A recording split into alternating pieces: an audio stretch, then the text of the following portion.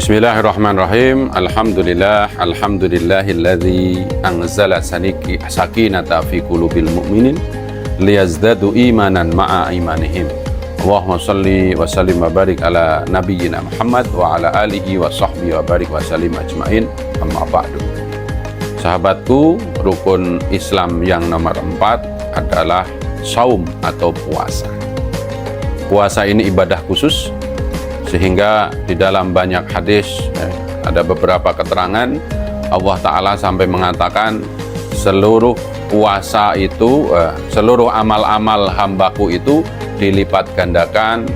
Ada yang 10 kali, 70 kali, 700 kali.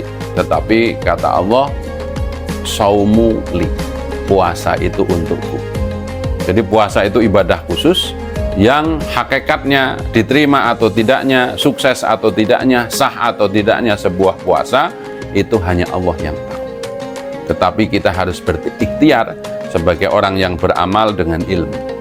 Maka mari kita ingat ya, puasa dan tantangannya apa yang perlu kita perhatikan di zaman akhir seperti ini. Puasa itu ibadah menahan. Maka kalau dalam pengertian fikih disebutkan, apa itu puasa? Puasa adalah menahan makan dan minum dan seluruh perbuatan yang membatalkan puasa sejak terbit fajar sampai terbenamnya matahari, atau sejak waktu subuh sampai dengan maghrib. Maka dalam fikih diterangkan rukun puasa hanya 2. 1 niat, kalau Ramadan berarti sebelum subuh atau malam harinya. Setelah itu menahan, tidak makan, tidak minum, dan segala sesuatu yang membatalkan puasa. Namun Rasulullah SAW juga mengingatkan kepada kita, banyak orang yang berpuasa tidak dapat apa-apa kecuali lapar dan dahaga.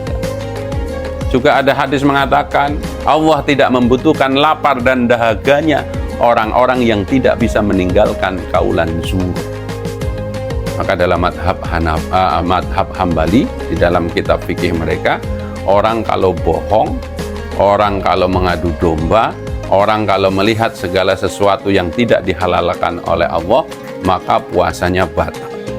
Tapi mayoritas ulama mengatakan perkara-perkara itu tidak membatalkan puasa, tapi menghancurkan atau mengurangi, bahkan bisa mengikis habis pahala puasa. Maka siapapun kita, mari kita berjuang ya, agar tantangan puasa itu bukan hanya kita sah secara fikih, tidak makan, tidak minum sejak terbit fajar sampai dengan terbenam matahari, tapi kita meningkat, naik level, menjadi orang-orang yang puasa, levelnya sudah puasa khusus. Apa itu puasa khusus? Orang yang bukan hanya tidak makan, tidak minum, dan meninggalkan sesuatu yang membatalkan puasa secara fikih, tapi sudah memulai berpuasa matanya, telinganya, mulutnya, kaki dan tangannya.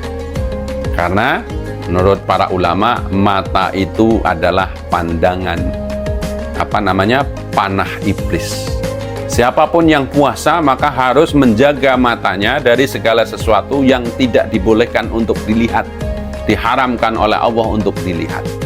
Maka siapapun yang berpuasa tapi matanya belum dikendalikan, hakikatnya dia belum menyempurnakan puasanya. Yang kedua, mulutnya. Apa yang tidak boleh dilihat, tidak boleh diomongin. Maka jangan bohong, jangan gosip, jangan ghibah. Karena tadi perkataan bohong, ghibah itu menghancurkan pahala puasa.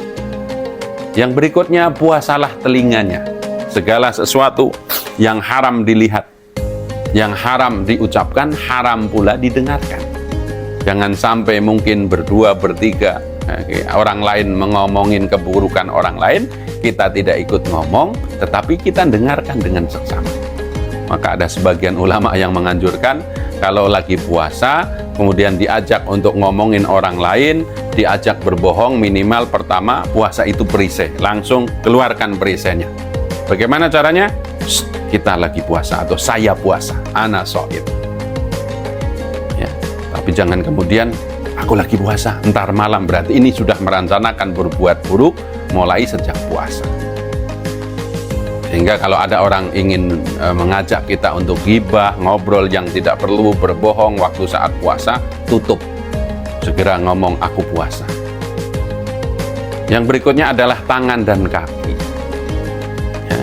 Jangan sampai lagi puasa berjalan ke tempat yang tidak dihalalkan oleh Allah. Jangan sampai lagi puasa jempol kita itu mungkin mulutnya nggak ngomong, tapi jempolnya nulis atau menyebarkan berita-berita yang tidak benar. Dan yang berikutnya tantangan puasa itu adalah salah satunya, puasa itu tujuannya adalah untuk merasakan penderitaan orang-orang yang tidak beruntung seperti kita. Kadang makan, kadang enggak. Kadang makanannya hanya ada nasi saja.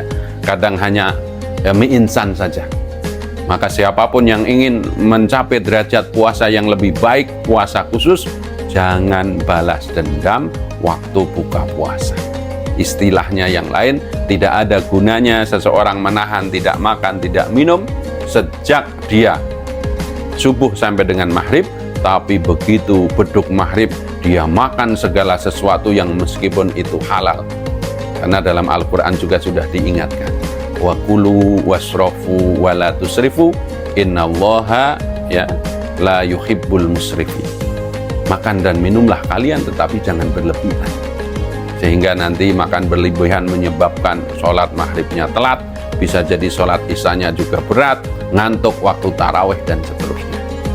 Dan melengkapi agar puasa kita semakin bermakna, setiap kali kita berbuka puasa, membaca dahabat doma wabtala'ul uruk atau Allahumma laka sumtu wa bika amantu wa ala rizkika aftartu, hati kita bergetar, harap-harap cemas antara diterima atau tidak puasa ini, sehingga kita berusaha menjaga.